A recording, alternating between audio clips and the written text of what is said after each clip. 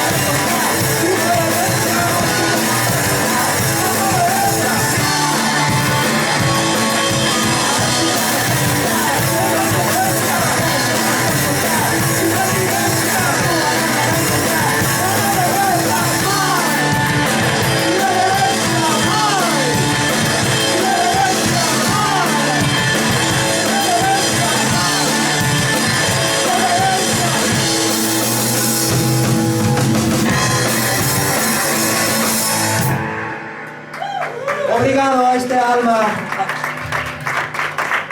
que nos deixou aquí esta cousa tan preciada. Moitísimas gracias.